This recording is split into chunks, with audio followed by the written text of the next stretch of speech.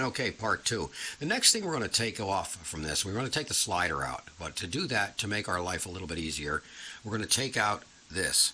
This is the overarm support bracket. And this back here, here's your overarm. In the VM changer, this does two purposes. It balances the stack of records to be played, and it also acts as an automatic shutoff. When there's no more records to play, the arm drops down all the way, and that activates that little spring in there. See that spring?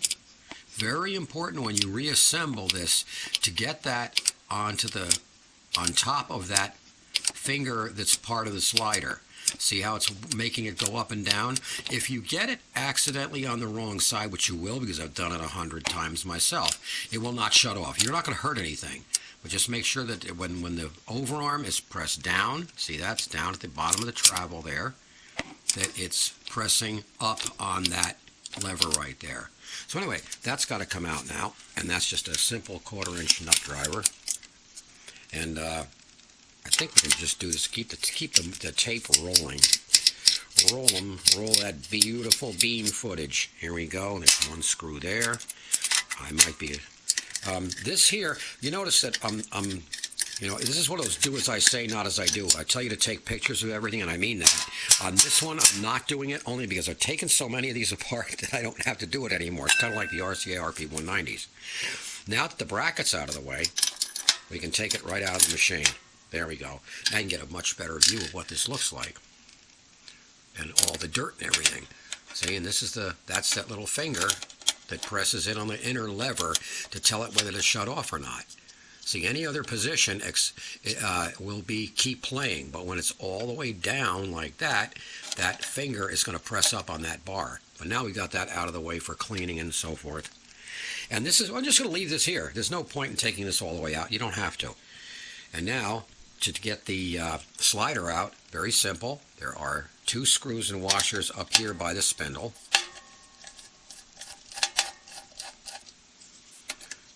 And let's see, what else can I say about this? Not much. These were such popular changers, and they were so well made. Oh, and by the way, if you need any parts for these things, you can always go to Gary at voiceofmusic.com. He has all the parts for these. He's got a great website, great source for cartridges. He's the one that you get your drive wheels rebuilt from. Oh, and here's this one here.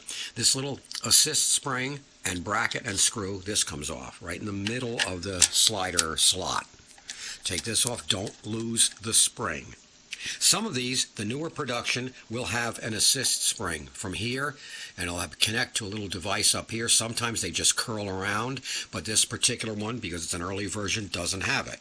It's not 100% critical for it to be there either. It just helps it, especially when it's going through the cycle. Now we've got this thing ready to take out, and you just grab it like this, and you have to guide it from underneath this black bracket. You lift it up like this, and and you will probably have to cycle this back by hand. Just turn the thing. This might not be so easy because the arm is in the way. We're going to see what we can do here about getting this out of the way. Hang on. Put this back here like this, all the way back there, and I'm going to put it all the way back so that it's in the middle of the cycle, as far away from the center as I can get it. And then it's going to misbehave. Yeah, okay. I probably should have taken off the bracket first. Yeah, that's right. You got to take this part off. That's my fault. Got to take this thing off here first. Let's see if I have the right screwdriver for that. Probably not. So I'll use a sideways pocket screwdriver. Hang on. There we go. Crack. Take this part off here. This is the spindle, center spindle, the change activating lever. This can only fit on one way. You won't get into too much trouble on this. Just take it off. Take this out of here. There we go. That gets that out of the way. Much, much better. Now this thing should come out of here. I'm going to pull this. There we go. Just like that. Rotate the gear down the other way. And now everything's becoming nice and loose. Get this down over here. And now it just slides right at the, when this is at the end here. Where am I? Come on. There you go. And that'll slide right from underneath this black tab here. This is, see, when you go to put it back in, you slide it underneath the black tab first, then down, get it onto the boss here, and then you're going to center it, get the stud here into the slot, and then it'll just drop into place like that. But now we're going to get it out of here. You got to get the arm here. This part here. See, this is the little finger, okay? And that you have to guide the slider away from that bar up and out. And there it is. The slider is out of here. And it's got a little bit of dirt on it. It's got to be cleaned up. This is a common thing to go wrong. These things get sticky here. That's got to be all cleaned out. All the dirt and everything's got to be cleaned out. Do not lose that little spring right there. Make sure this slides real easy. This is your part of your reject system. For the arm has to hit this to knock the reject into position. Make sure that that is free to move. That's all going to have to be cleaned up. Now, the next step here is longer than normal video.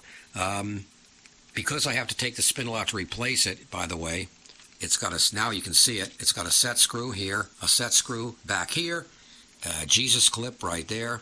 I don't think you have to take that. No, you don't. Ooh, here's another thing. I hate to be sound scramble-brained, but that's what I am.